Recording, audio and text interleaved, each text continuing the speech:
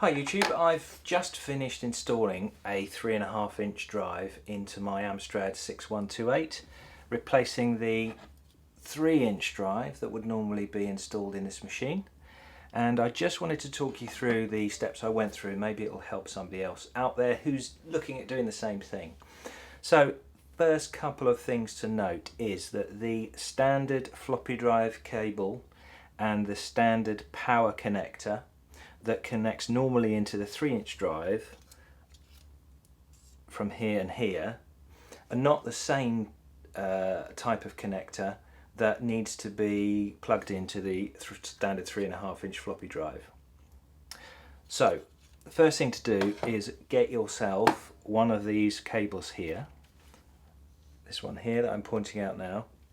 This cable is available on eBay for £7.99 I think, and it makes your job of taking the standard floppy drive cable and converting it to a 3.5-inch drive much easier.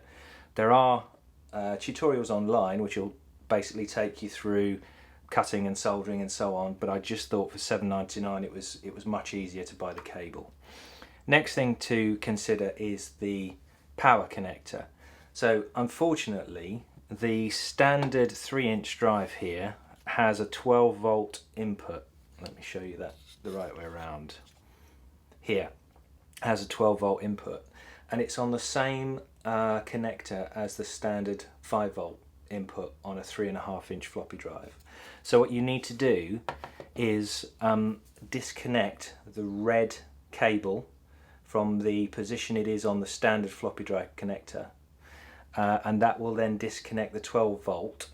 And then you also need to unplug the orange 5-volt input line and move it to where the red 12-volt connector was. And what I've done in my machine is just left the red 12-volt cable loose here. I haven't disconnected it from the motherboard in case I want to reverse this at some point or whatever, but I have made sure that it's well away from the motherboard and the end of it's not going to short anything out, etc. So that's the floppy cable sorted and the power sorted out. And by the way, the connector, although it's larger and a bit fatter than a standard 3.5-inch connector, it still fits in a 3.5-inch drive perfectly fine. But just make sure that you've replaced the red 12-volt connector with the orange 5-volt line, otherwise you might blow up your new shiny 3.5-inch floppy drive. Next thing to do is think about placement of the 3.5-inch floppy drive. Now I'll show you this when it's all reattached shortly, but you have to remove quite a lot of internal fittings and other bits of plastic that are on the original chassis here, bottom chassis.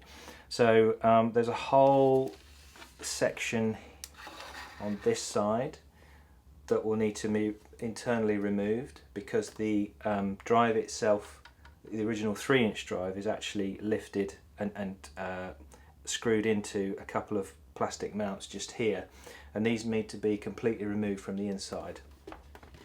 Also there's some plastic, various pieces of plastic along this side and on the bottom of the plastic chassis that will need to be completely removed. But you can see roughly where I've positioned this 3.5-inch floppy drive.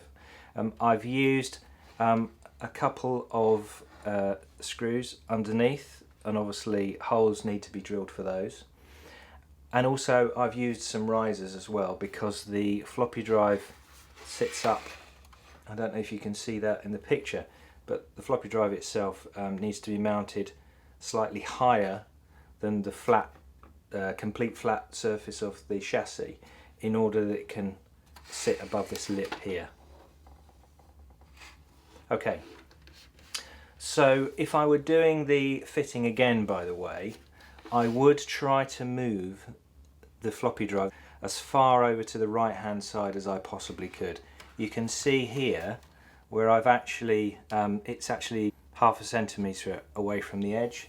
If I were doing this again, I would get rid of this plastic that I've left inside and just move the whole thing as far over as I possibly can. And there's a reason for this, is that when you come to fit the top part of the chassis, if you don't have this 3.5-inch drive in exactly the right place, you'll find that this corner here catches on the lid and it stops it from closing, and if you try and force it down, it just basically warps the whole chassis and it makes the floppy drive impossible to use, and so on. So in fact that happened to me, but what I was able to do was make it took me about half an hour, but I was able to use a Dremel type tool and get rid of part of the plastic on the inside just where this touches. It was fiddly, it was horrible, and that's why I would advise, if you're doing it yourself, just move the floppy drive as far over as you can to this edge, and that will stop you having to do that on yours. One thing I should say, by the way, is before I put the lid back on, is because we're no longer using the 12 volt input, you can get rid of this cable here. So this normally plugs into the motherboard here and then just sits out the back of the machine here, but because we don't need the 12 volts anymore, we're just using the 5 volt for our new 3.5-inch floppy drive, and this can be completely removed, which will also save you from having an external 12 volt power supply input. So what I'm going to do now is reattach the chassis, and hopefully you can see what it looks like when it's all back together. So that's everything connected together. Let's switch it on and see what happens.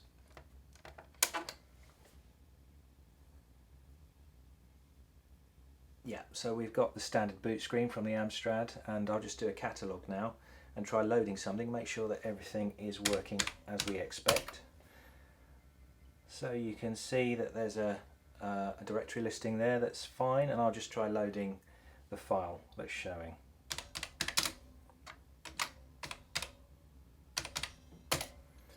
Now the only thing I didn't cover in the first part of the video was that most modern 3.5-inch drives need to have a drive ready signal, which the Amstrad doesn't provide as standard.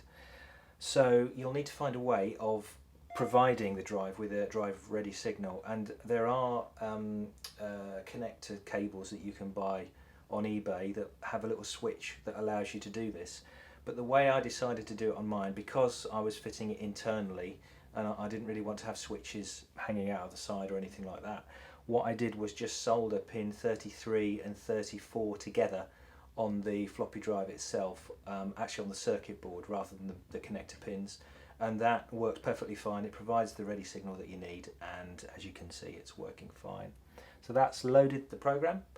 I'm pretty happy with that. Nice to have a 3.5-inch modern drive in my Amstrad, and now I can use various pieces of software to transfer all the old games that I used to love to play in a much more modern and straightforward way. Thanks for watching. Don't forget to leave some feedback. Very interested to hear what you have to say, and I hope this has been of some use to some of you. Thanks a lot. Bye.